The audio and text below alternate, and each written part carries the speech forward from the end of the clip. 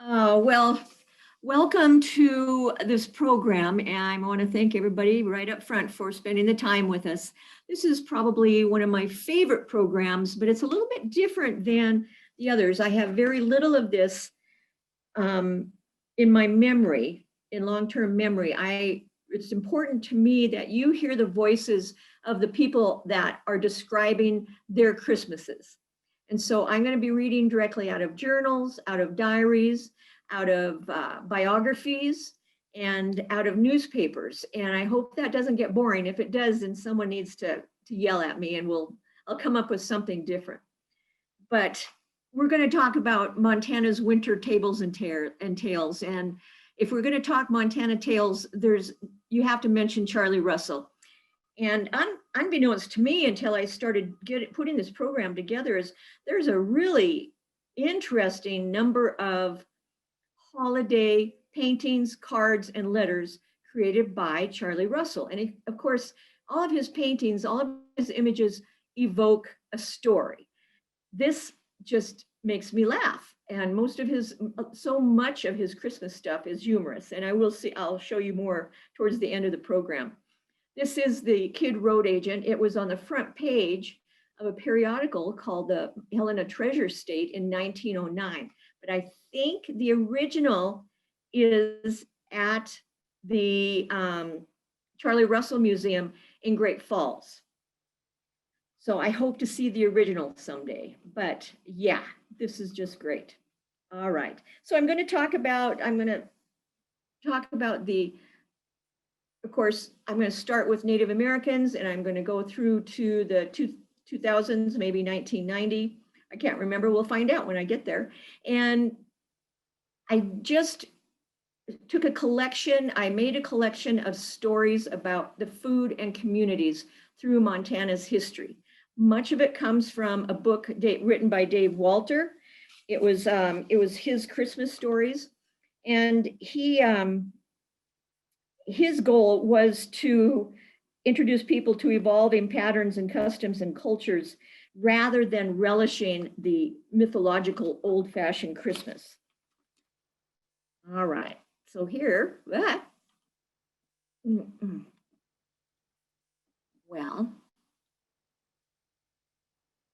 there we go. So I did a little bit of research for 3 different tribes. And the first tribe was the Salish, and the pemmican became more relevant the closer to the Great Plains that I got with my study. But as far as the Salish go, and of course they're so close by, they like to spend their winters in semi-permanent huts near streams. There they trapped, they fished, and occasionally hunted buffalo or other animals. And their winter activities also included storytelling, ceremonies, and chores, such as repairing clothes and tools. So not unlike my winters, quite honestly. The Crows put a great deal of emphasis on pemmican. In fact, I found a quote that says, "Pemmican is such a special dish that is sometimes worth a horse in exchange or gifts of wearing apparel and money." I thought that was fascinating. And then we have a Blackfeet cookbook here, and they give an updated recipe for pemmican. Aside from the fact, boiling seems to have been the favorite Blackfoot method of preparing food, and they were especially fond of soups, but here's pemmican. So they are very meticulous about how you cut and dry meat, and it has to be powder dry. And pemmican is often used in soups mixed with mashed cherries, added to sarvice berries, and to use as a flavoring, or packed into little pouches used for lunches.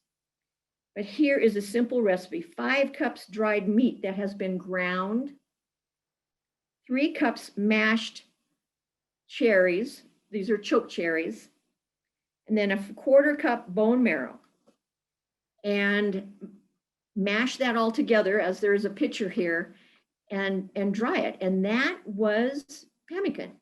And that's they were the winter food. That was their power bar, for lack of a different term. And I hope someday to watch somebody make it. It's got to be labor intensive. It has to be a labor of love. So the next story takes place in the fur trading era. And this just sounds cold to me, but Russ Cox was an Irishman who came to the Northwest in 1812. And he was transferred to the Northwest Company from the Astor's Pacific Company and given orders to travel from Spokane House to Salish House to join James McMillan. And there they were to conduct the winter trade with local Salish bands. Now, the Salish House had been constructed by David Thompson of the Northwest Company as early as 1809, and it was located just a bit upstream from the present-day town of Thompson Falls. And Mr. Cox wrote, after suffering great hardships from cold and snow, we reached Mr. McMillan on the 24th of December with the loss of 2 horses, which we were obliged to leave in the woods from exhaustion. Gives you an idea what the trip was like. The fort was about 40 miles higher up in easterly direction. It had a good trading post, a comfortable house for the men, and a snug box for ourselves, all situated on a point formed by the junction of a bold mountain torrent with the Flathead River and surrounded on all sides with high and thickly wooded hills covered with pine, spruce, larch, beech, birch, and cedar. McMillan's tobacco and stock of trading goods had been entirely expanded previous to our arrival. And the locals were much in want of ammunition and more. My appearance, or should I say rather, the goods I brought with me, was therefore a source of great joy to everyone. The natives smoked the much loved weed for several days successively, and our hunters killed a few mountain sheep. I brought up a bag of flour, a bag of rice, tea, coffee, arrowroot, and 15 gallons of prime rum. No wonder the horses pooped out. We spent a comparatively happy Christmas, and by the side of a blazing fire in a warm room, forgot the sufferings we endured in our dreary progress through the woods. And this is another Charlie Russell. It's one of my favorites, called The Free Trader. So that it's hard to forget about 15 gallons of rum being transported from Spokane to Thompson Falls on horseback. Then Fort Owen, and this is one of the Montana fathers that we don't hear enough about. John Owen was an amazing settler and businessman and friend. And he arrived in Western Montana in 1849. Just a year later, he purchased St. Mary's from the Jesuits because they were moving their operations closer to the Salish. And he operated as a free trader from the post between 1850 and 1872. His hospitality was legendary, and his fairness as a trader brought him great financial success. He recorded the development for 2 decades. So here we have Christmas Eve, 1854. Oh, excuse me, Christmas Day. Christmas is over and gone, and the year is approaching. We had quite a merry time, mince pies and cakes that would have done credit to a table in a more civilized location. A year later, we had a pleasant Christmas with some of the good things of this world, sufficient brandy for punches and mince pies, which were got up in very good style. At least we all thought so from the demonstrations made when the cook placed them before us at dinner. 57. Mr. Chase and Mr. Harris got up a very nice eggnog in the morning. And as for dinner, few in a more civilized world can boast of a better one. 1860, had a dance at night. The young Mrs. Grant, Mrs. Miller, and Mrs. Van Eaton all in fact enjoyed themselves. Christmas Eve, 1862, butchered a young steer I had purchased from Chief Victor. Mr. Harris also butchered another fine mutton. Preparations are going on for a family dinner tomorrow. Mrs. Harris sent me a dozen eggs. And then he says, eggs for tomorrow. The party will certainly toast her with well-filled goblets. 1864, this has been a rather dull Christmas, although we had eggnog this morning, besides Sunday drinks of good brandy during the day. And this evening, my wife gave us a very good supper. Last night, Mr. Chatfield fired a salute from the mountain howitzer, if you can imagine, which had been all the demonstrating made, accepting the health and happiness of friends far away, was drank by all hands. Now, interestingly enough, in 1865, they had an oyster supper, and we're going to hear more about oysters here pretty quick. 1866, a very nice eggnog was brewed. And in 1867, Cook gave us a very nice dinner. Roast chickens took the place of turkey. We had nice mince pies, cakes, tarts, and donuts, all of which was relished hugely. Had no strangers at our table.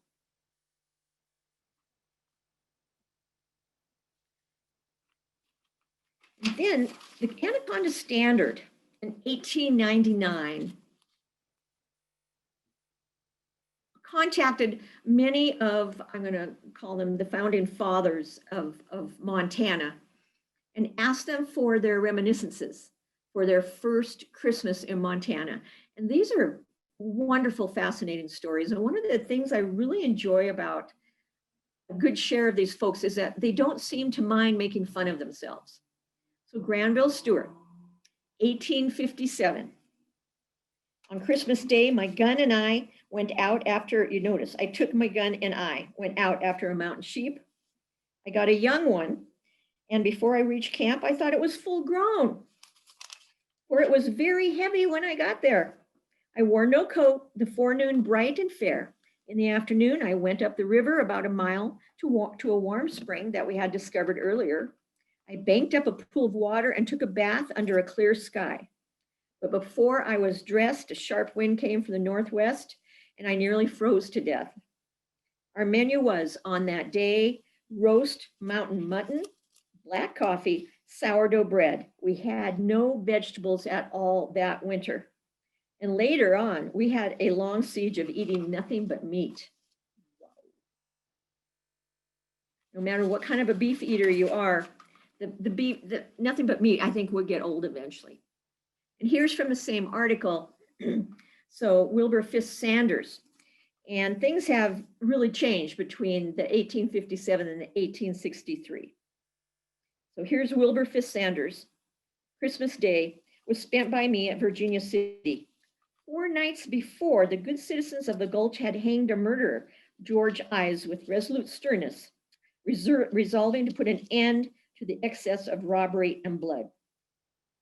And as a result of that, the friends of Ives had threatened a good share of the miners' court as well as Judge Sanders or Attorney Sanders. And so the citizens of Virginia City assigned several men to protect him, and they spent the Christmas holidays with him. He talks about getting to know the guards very well. Our turkeys came from Salt Lake Valley and cost from $25 to $40 a piece. And I looked this on a historical converter. That's between $500 and $800 a piece in today's trade. Our Christmas dinner was at what is called the Mechanical Bakery late in the day. Meanwhile, we discharged the not entirely customary social functions. Enog concocted of fresh eggs and other ingredients of spirits and species selected by the Prince of Caters, Mr. Barnum. And he goes on to say, I remark in passing that the adjective fresh as used is a relative term, and that the eggs were imported from Salt Lake City. This distinction, even now, should be deemed important, as it was then the line of demarcation between the aristocracy and the common herd. The aristocracy would have gotten their eggs from the States, whereas the common herd were shipping them up from Salt Lake Valley. Here's a little ditty coming out of the Bozeman Avant Courier in 1874, emphasizing how valuable eggs were, especially going into the holiday season because eggnog was so popular at this time in history. About Christmas time, says the newspaper, this fruit looms up in price. 1 dozen eggs will get 3 pounds of coffee or 4 pounds of sugar. 12 yards of the best calico only costs 18 eggs. 1 egg will buy a glass of lager.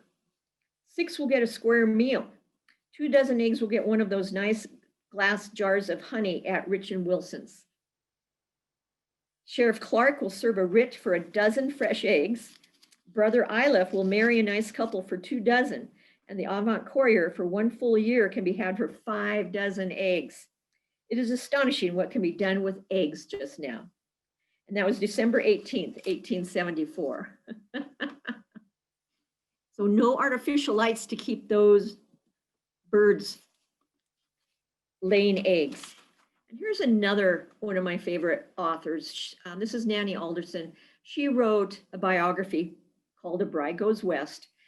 It's lost favor in recent years because she was so much a woman, a person of her age. She was born and raised in the South, and that is certainly reflected in her remarks having to do with the Native Americans.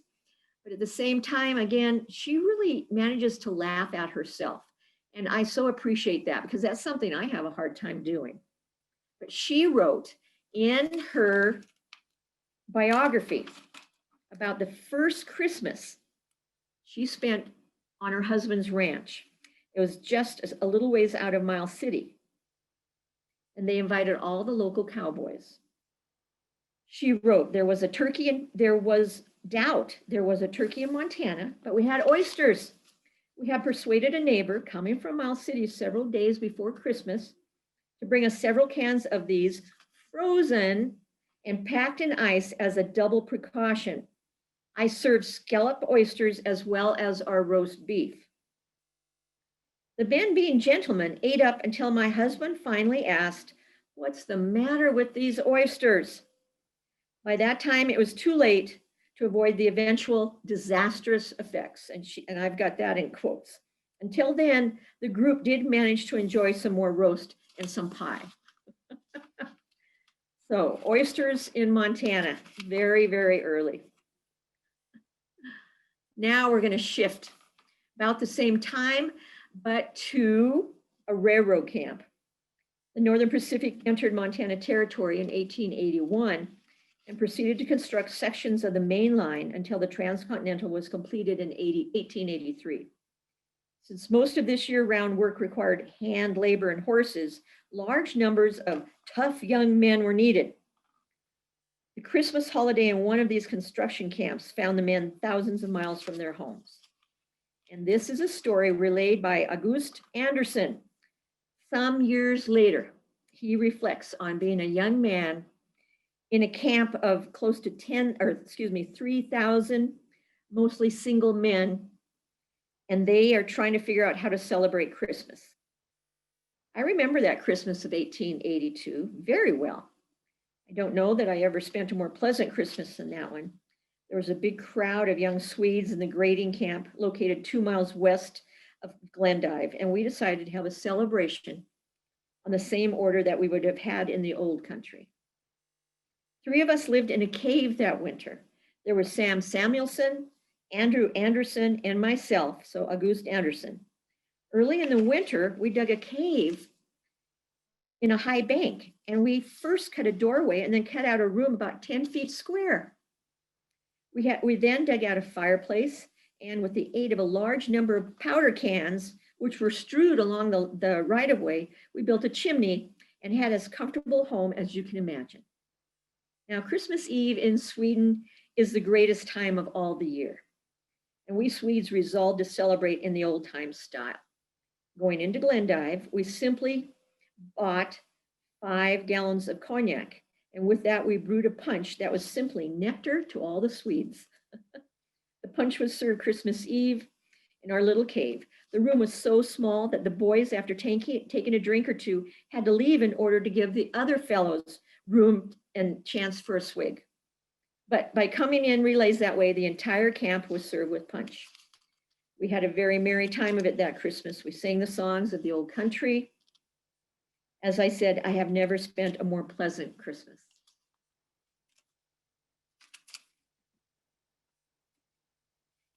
Then we get into consumer tables.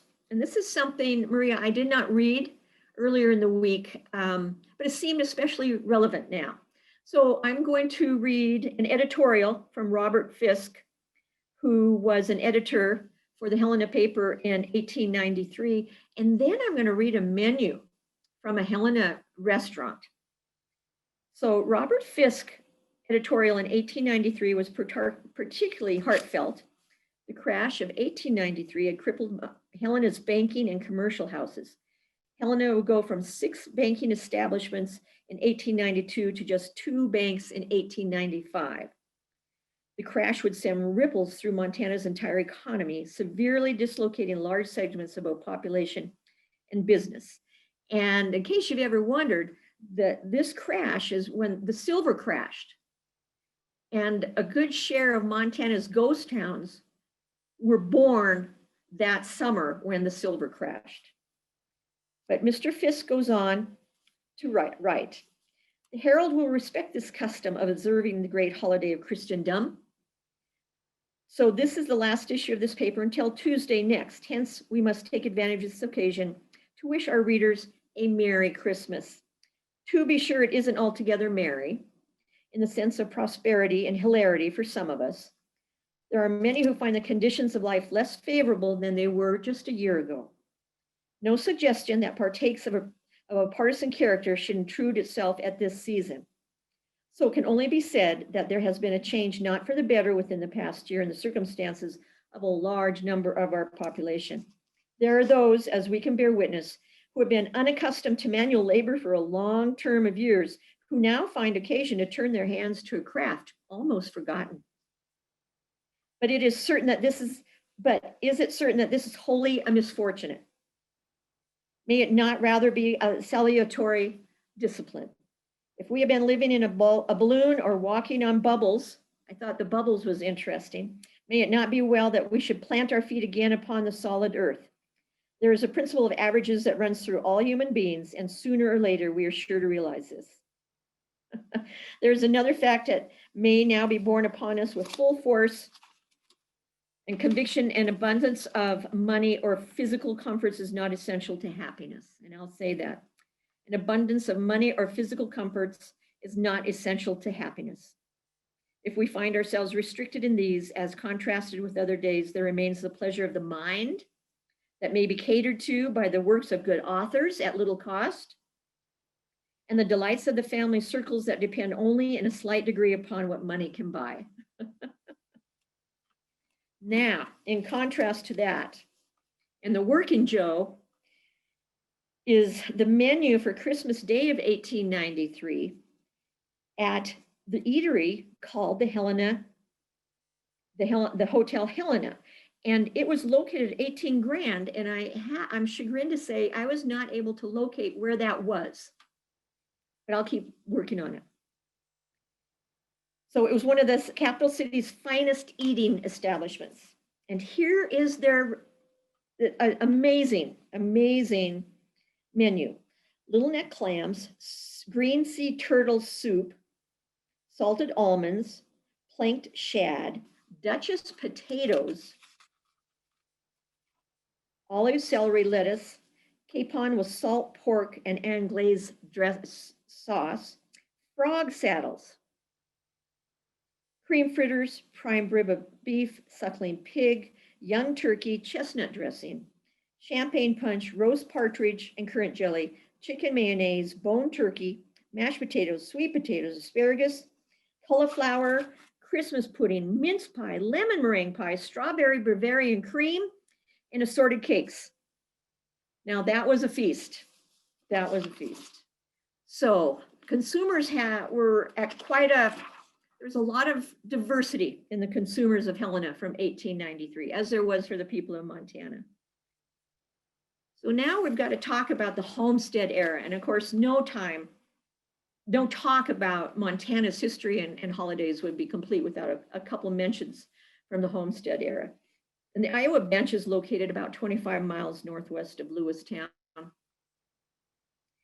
Um, the Gladsons were pioneer homesteaders in that area at the turn of the century. And in 1958, Mrs. Gladson wrote this memoir, and she was 80 years old and had retired in Denton. And this evokes such a wonderful sense of community that I just smile when I read it. And she wrote, the first Christmas tree celebration and Christmas program ever held in the Iowa Bench, south of the present day of Denton, was held in the homestead cabin of Mr. and Mrs. Charlie Gladson, December 2008. The cabin's dimensions were 14 by 22. Not much room, but Charlie and I decided to have a Christmas tree and to invite in the Iowa Bench people that homesteaded there. It was our first Christmas on our homestead, and we wanted to share it with others. We drove around to the homes and invited them to come, and we also told them that they were welcome to cooperate with us if they wished to, and most of them were gladly happy to help. The women and children got busy making various presents and trimmings for the tree, and the men folk also made presents. Charlie made a little doll table, and I made a tablecloth for it, using a lace medallion off my wedding dress for the centerpiece. Then Charlie made a very pretty doll cart using a date basket and a pair of my embroidery hoops as the wheels. Charlie and I drove to Stanford to get the candy, nuts, oranges, and apples. Also a few little candies for the tree. This was a journey of 50 miles with team and buggy, and it was 10 below. They placed the tree in a corner, and they made a mock fireplace on its side. And the children put on a nice program of songs and readings. After the gifts were removed from the tree, a lunch of ham sandwiches, donuts, coffee, and popcorn balls was distributed to everyone. At that first Christmas party on Iowa Bench, there were 35 people in all. What a wonderful Christmas this all was for our first Christmas in Montana on the homestead. And then two stories here. The first is about the community of Harlowton, and then the second one is about more of a family focus. So this story comes out of the Harlowton News, or the Harlowton Times, excuse me. And of course, if you know Harlow, you know it was created as a stockman's town, but soon became a railroad point when the Milwaukee Road wove its main line through Montana in 1906. So, as the Times report, community exercises were held here around the big shrine Christmas tree, and about 800 sacks of candy and nuts were distributed to children who came from all parts of Wheatland County to see Santa Claus. He was, by the way, impersonated by John Olson of the city. The magnificent fir tree was brought from the Castle Mountains by Charles Bolin, and 44 smaller trees were placed up and down Central Avenue by the Shriners. Among 90 families received boxes filled with food and supplies from the funds raised at the free public matinee. Admission was a donation of canned goods or Christmas delectables. I think I would want the Christmas delectables. Despite the Depression, the newspaper reported there wasn't a family in Wheatland County without an ample supply for Christmas. And the next story comes out of one of my favorite reminiscences of this time. Is written by a gentleman by the name of Jim Sargent. And the book is Too Poor to Move, and it's pretty much a joy to read. And he goes on to talk about how after the Christmas morning excitement of new toys, games, candy, and a stocking filled with an apple, orange, nuts, and candy, our attention shifted to travel plans for the day. We would be going to the Strands or the Bergs for Christmas dinner. All three families, each with lots of kids, would spend the day together. Often, Emil Carlson and his two daughters, Elsie and Esther, joined us. So did Mr. and Mrs. Bartell. People crowded into the small homes, but everyone managed. A bountiful table of delicious food always centered around a roast turkey the family had raised. if we were at Berg's for Christmas, everyone might be at Strand's for Thanksgiving and then at our place for New Year's. 3 feasts each year. No family had enough chairs. We sat on cream cans, boards between 2 chairs, making a bench, anything. But we all found places to sit and eat. At these gatherings, we had a food that was a great favorite, lefse. There would be a small, at least I thought it was a very small plate of lefse on the dinner table. No one should take very much. I always wanted more. Strands were the only ones who made this Norwegian food. And I can just hear his mother saying, don't take more than 1 piece of lefse. All right. Gone from hard times to what I call generous times. This Christmas of 1967 was seriously muted in Butte and Anaconda because of a months-long strike against the area's major employer, the Anaconda Copper Company.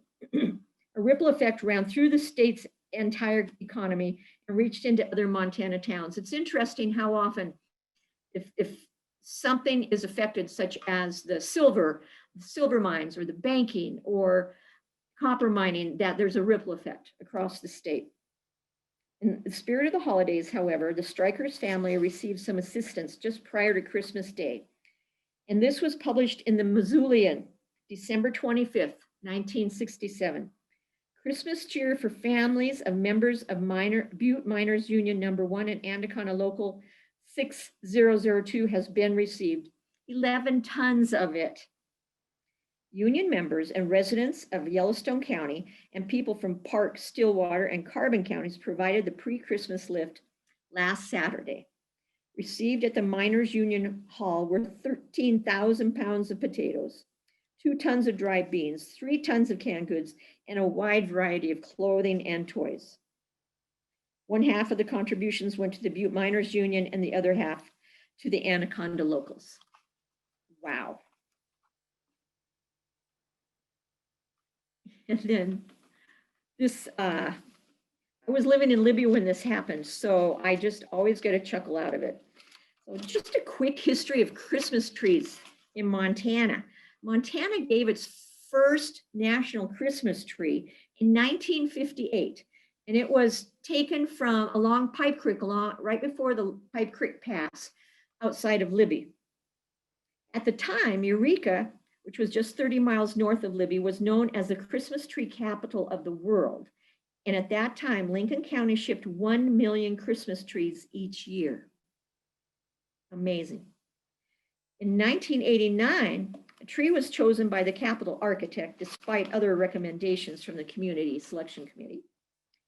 But interesting enough, when Mr. Chris Moore, the past president of the Montana Logging Association, and Montana Lumberman, an active community member, cut the tree, it fell wrong and landed on a logging truck.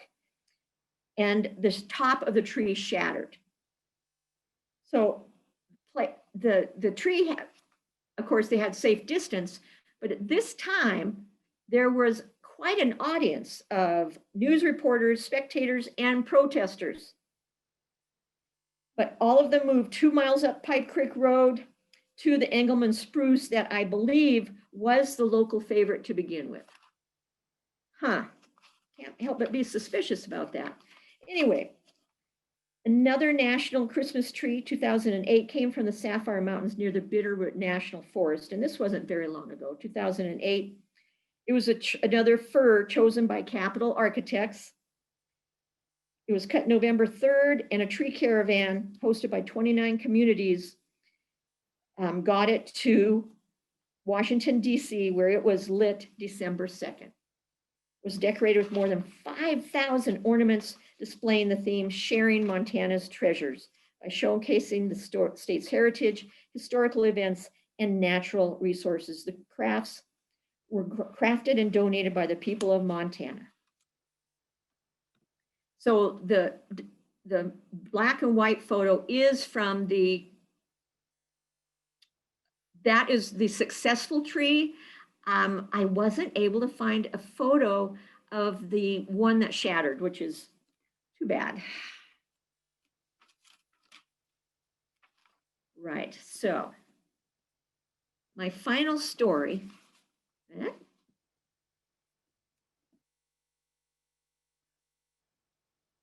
my final story. There we go. And this just seems like yesterday to me.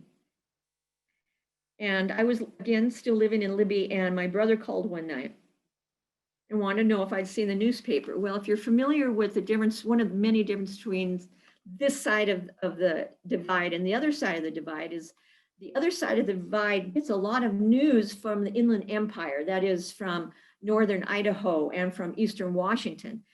Very little news reaches Libby from Billings, Montana. But he and his family had just put this page of the Billings Gazette in their window. And this became known as the Paper Menorahs, and there's a children's book named Paper Menorahs. As some of you may remember, early in the 1990s, there was an influx of folks in northern Idaho, eastern Washington, I think northern Wyoming, and Montana of white supremacists. Now, Billings, due to its incredibly wonderfully diverse population, Native Americans, Hispanics, and as it turns out, Jewish, was especially targeted by some of these folks. As the holidays approached, November 27th, a beer bottle was thrown through the window of a young Jewish family. Less than a week later, December 2nd, a brick was thrown through the bedroom window of 5-year-old Isaac Schnitzer, which had been decorated with Happy Hanukkah and a menorah. While authorities recommended that the families remove Jewish symbols from their home, Mrs. Schnitzer refused. How do I explain that to my child? Less than a week later, the Billings Gazette ran a full-color page featuring a brightly lit menorah, which is on the screen, and stating, on December 2nd, 1993, someone twisted by hate threw a brick through the window of the home of one of our neighbors, a Jewish family, who chose to celebrate the holiday season by displaying a symbol of faith, a menorah, for all to see.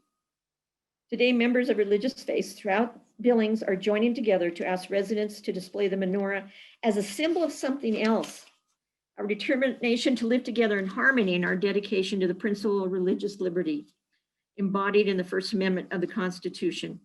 We urge all citizens to share in this message by displaying this menorah on a door or a window from now until Christmas. Let all the world know that the irrational hatred of a few cannot destroy what all of us in Billings believe and in America have worked together so long to build. The city embraced this, and it is estimated that between 6,000 and 10,000 homes displayed the paper menorahs. Talk about community. And I can tell you that my brother had chili that Christmas Eve. They always have chili at his house. So I'm going to wrap this up with a couple more Charlie Russells. Again, rather than a young man holding up Santa, we've got a gentleman, and he's, let's see, can you see the bottle sticking out of his pocket there? I don't know if he's drunk out of that or now he's going to drink that he's seen Santa Claus. But again, you just can't, who can tell stories like this? So few people can. It's just marvelous. And one more, there we go. Santa at the line camp. And again, it makes me smile. And I hope that, I wish for you this year, lots of happy stories and lots of great meals around friends' tables. And a reminder from the past that Christmas really is what we make of it. Thank you. Thank you, Zoanne. That was good. Yeah, thank you. Oh, I went 40 minutes that time. Ooh. I doubled my time. Yeah, I remember you talking about how Charlie Russell used to hole up in his office and just do Christmas cards and pictures for his friends. Yep, and isn't it a really interesting then perspective on his personality, that he set aside that a time of year for himself to be I'm going to say religious on some levels, and certainly he celebrated the holidays with his paintings and gifts to friends. but thank heaven so many have survived, and we get to enjoy them as well. Yeah, that's for sure. It was stated, I read someplace anyway, that any letter that he ever sent, he always scribbled something on it. And the least amount was the little buffalo head on it, but he would draw, you know, a whole page almost of stuff on there, on anything you like, postcards, whatever on it. What a gift. What a gift. Well, again, I think he told his stories through his art. I don't know what kind of a writer he was, but art stands for itself. Yeah, and his wife sure helped out with the money on it, making sure that he was able to get a little bit for his paintings. I've not read a lot about Nancy Russell, but I do get the impression that she was the organizer. Yeah, that's my impression also, and stuff on there. And that was good. Otherwise, he wouldn't have had anything. He was a cowboy. Yeah, yeah. You were talking about all the Christmases that you were talking about there. All of them sounded pretty good. And I've talked to a few people out in the eastern part that were little kids in a homestead. And of course, most of them are passed away now, of course, on it. But, years ago when I talked with them on there, they talked about the tumbleweeds on it. And there wasn't any Christmas trees and stuff. That came quite later on it. And one piece of candy was it, if that. And there was several on it. And, I don't know. I know one time we kind of wondered when I was young what it was like, and we tried to, do a few things, but we decided we'd try to decorate the tree with popcorn, and we spent an evening, in fact, a couple of evenings, stringing popcorn together with a needle and thread and putting it on. That was kind of interesting on it. And that menorah business there, that was able to get a paper of that, and I didn't put it in the bay window on there, but I put it in the other window because I didn't want to have to pay for the I didn't have that much money. We put something went through of it here in Helena. You wanted to pay for the smaller window. That's right. And I figure I could. That's erring on the side of caution. Oh, good for you. Amazing. So Dave, were you saying that they were decorating tumbleweeds as Christmas trees? Oh yeah. On it. In fact, there's even, 20, 25 years ago out east out there that they would paint them with silver paint, which sort of detracted, from a tree. The paint probably cost more than what the tree would have on it. But, sort of going back to their childhoods and stuff on it. I threatened it here one year. And boy, I'll tell you, I darn near got lynched by my own family here. I have got to find a story about tumbleweed Christmas trees. Yeah. That's wonderful. I know when I was a kid, my parents owned they still do, but they own a local store, and we never had time around Christmas because it was always so busy. And so one year we had so little time that they took a display from the store that looked like an apple tree, a cardboard apple tree, and it had lights stuck through it for the display. Well, they took it home, and that was our Christmas tree. Oh, and it's a good memory now, but at the time I was ticked. Yeah. Well, the smell of the fir tree and stuff on there was what I remember probably the most out of the trees and stuff. Yep, that smell. Smells fresh and wintry. Yes, yes. I'm gonna check Eh. with Joyce real quick and see if she has something to say, but go ahead, Dave.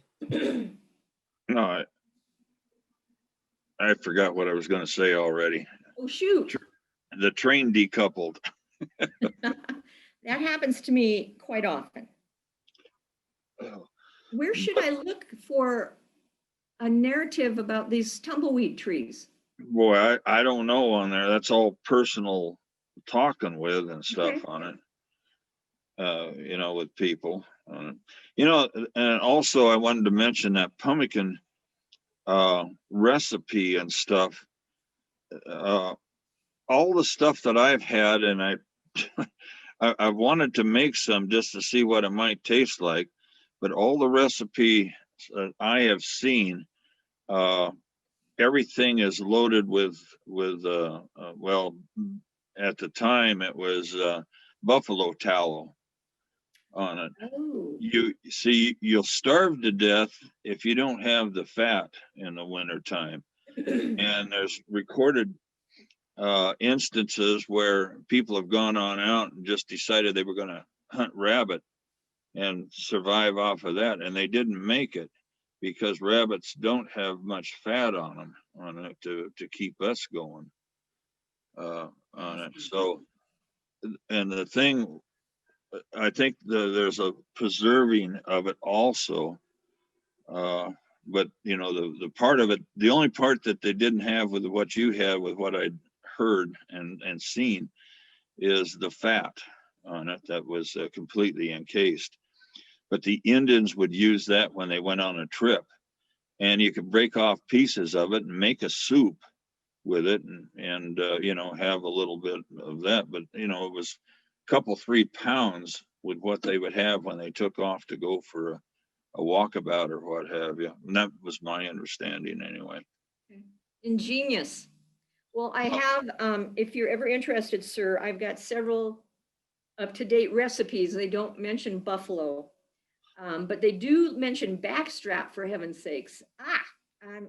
I'm sorry, it would just break my heart to use backstrap to make anything but to eat it. But I'd be happy to send you some stuff.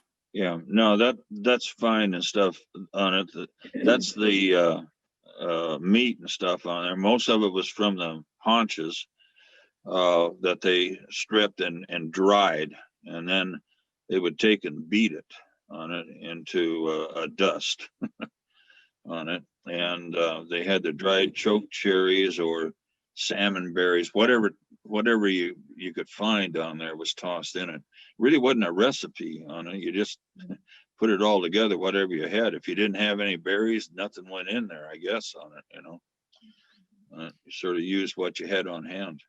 Well, now On Monday, sorry, go ahead. Go ahead, Maria.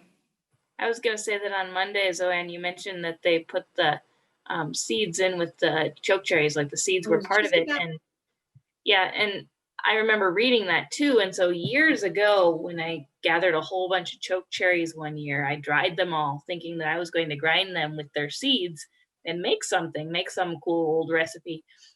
I don't know if you've ever tried pounding a choke cherry seed, but that is like pounding a rock and getting anything out of it. I eventually threw all the seeds away because I couldn't do anything with them. And I always just juice mine. I could, and one of the guys that I worked with, he died here about 10 years ago, but one of the biggest thrills that they got was when his mom would make the choke cherry syrup, and they could have that on their hot cakes and stuff on there. He came out of he came out of north western South Dakota, just right on the border with Montana and stuff on it. That they didn't have a pot to pee in either on it. But choke cherries, boy, if you find a good spot, you can store it for the winter. Yeah, and that's what I think a lot of them lived on. I think you're right.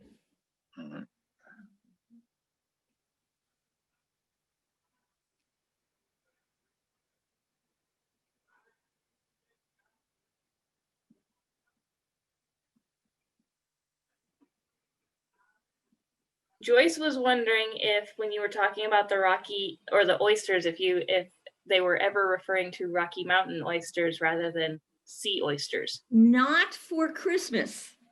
When I've certainly run into that term, but almost always it has to do with branding. I think they ate them fresh, for lack of a different term. But I think that's a good Branding question. At branding time, but not at Christmas. Yeah. Okay. That's a very good point. It is. Yeah. They used to, I'd forgotten about that. I ran across an old time type of a roundup where there was several families, and this was on up the other side of Browning. And I had to go ask some permission to get on some property and stuff on there. And doggone, they had the kids on out there and everything else, but they had these big old buckets of Rocky Mountain oysters that was sitting on out there and stuff on there. Well, there's a texture thing there. Either you like it or you don't. Yeah, well, I have to admit, it's more of a dare, I think. York and stuff had their Rocky Mountain Testicle Festival. That's right. A few years back and stuff on there. Funny. Every Christmas when I was growing up, my grandma would send my mom a can of oysters to make oyster stew because it was one of my mom's favorite things to make. Much to our dismay, we hated it, but she loved it. That's very nice tradition. Well, that's oysters and stuff on there. Dad really liked them also on there, and I can't eat them cooked on it. I got to have them raw so that they slide down real fast. No, Dave, no. Yeah. I didn't like that. You know, when you cut into them when they're cooked and stuff, you still get some of the green stuff. Oh. On it. And I didn't care for that and stuff. But one of the things about it with the oysters and stuff on there, that whether raw or cooked and stuff on there, and even like with the Eskimos and stuff, they get a lot of their greens and vitamin C from the guts of the seals and walruses and stuff like that on it. You know, we turn up our nose at it, but you still have to have some of that in the wintertime, which is 6 months up there, at least on there in the dark. Yeah, when you mentioned the fellow that had to go for a whole winter without vegetables, I was thinking of the scurvy that different ship crews would get. Like, you don't think about the people that were in places like Montana getting scurvy, but I bet it happened occasionally. Mm-hmm. I'm sure it did. Well, Yeah. especially for a first winter, if an immigrant has not been introduced to the local foliage, we wouldn't have any idea what we could eat, even in the spring when things started blooming. So you'd want to make friends with the locals real fast. Yeah. You know, one of the things when they started making, we got the railroads and stuff in, and they got the refrigerated cars. One of the things I found interesting was not so much the refrigerated cars and stuff, but when they put the railroads on in, they talked with the Indians to find out what creeks and coulees flooded so bad so that they could miss that. And I thought, boy, that was pretty smart. Well, we just run through everything, and look how much that we've lost here in the last 50 years or so from the railroad. They got to go back on in and put the tracks back in. But they didn't have to do that too much back then.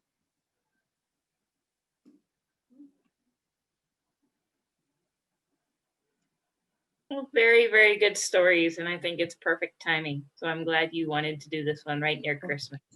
It was. The more I got into it, the more I thought, oh, yeah, it certainly seems applicable.